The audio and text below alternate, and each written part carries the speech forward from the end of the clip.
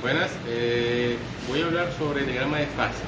Llamamos diagrama de fase a la representación gráfica de las fronteras entre diferentes estados de la materia de un sistema. Aquí podemos hablar de esos sistemas en función de variables elegidas para facilitar el estudio del mismo. Cuando en una de estas fases representaciones todas las fases corresponden a estados de agregación diferentes, se suele denominar diagrama de cambio de estado y son representaciones gráficas, como podemos observar.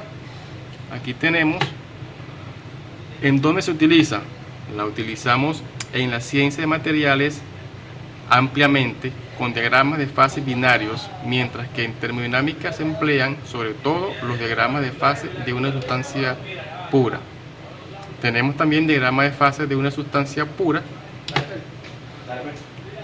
que tenemos punto triple, que en este punto del diagrama coexisten los estados sólido, líquido y gaseoso. Tenemos los pares de presión-temperatura que corresponden a una transición entre fases de dos fases sólidas y una fase líquida, que es función solidificación. Tenemos también la temperatura versus composición, que son las fases que permiten conocer, que son las fases presentes para cada temperatura, y composición, que son solubilidad y temperatura de solidificación.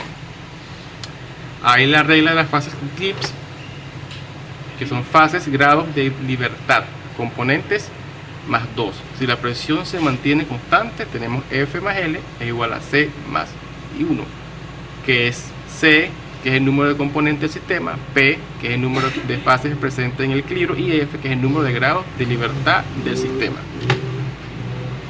¿Qué nos permite calcular? Nos permite calcular el número de fases que pueden coexistir en equilibrio en cualquier sistema. Tenemos clasificación simplificada de los diagramas de fases en metales, que son solubilidad total en el estado líquido, insolubilidad total en estado sólido y la solubilidad parcial en estado sólido. Tenemos diagramas de fases intermedias, que son las fases intermedias que representan como líneas verticales en los diagramas de fases, porque suelen tener un pequeño intervalo de composición que los conducen compuestos con fórmula química definida.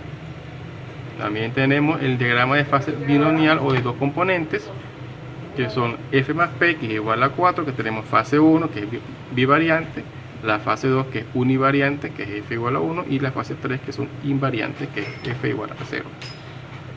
El equilibrio líquido-vapor, que son la disolución ideal a temperatura constante y la disolución ideal a presión constante, que pueden ser dos líquidos A y B que conforman disolución. Aquí tenemos el diagrama de fase de líquido-vapor de presión frente a la composición para una disolución ideal a una T constante. Tenemos las disoluciones no ideales, que son diagramas de fase en los sistemas no ideales, que se obtienen midiendo la presión y la composición del vapor en equilibrio, líquido en composición. Aquí también tenemos en resumen que el diagrama de fase líquido-vapor frente a P, frente a XA a temperatura constante para dos líquidos que forman una disolución ideal, representan tres regiones, que son el equilibrio líquido-líquido, que siempre se agitan cantidades arbitrarias del alcohol y agua en un embudo de separación a temperatura ambiente. Tenemos también aquí una de ellas, el agua, con una pequeña cantidad de CH3 disuelto. Y aquí tenemos el diagrama de fase líquido-líquido de temperatura frente a la composición para dos líquidos parcialmente miscibles. Las propiedades del triángulo de concentraciones, que tenemos el triángulo equilátero elegido para representaciones que son sistemas ternarios, el triángulo equilátero, el baricentro, y esto está expresado en coordenadas dadas en porcentaje de peso. Si los dados del triángulo expresan las concentraciones de A y B y C, son fracciones molares o en porcentaje en peso. La estructura de los diagramas de fase, que son la estructura de los diagramas de fase, son la fase P y T en un solo componente, y tenemos también el diagrama de fase de tres componentes o ternario. Bueno, muchas gracias.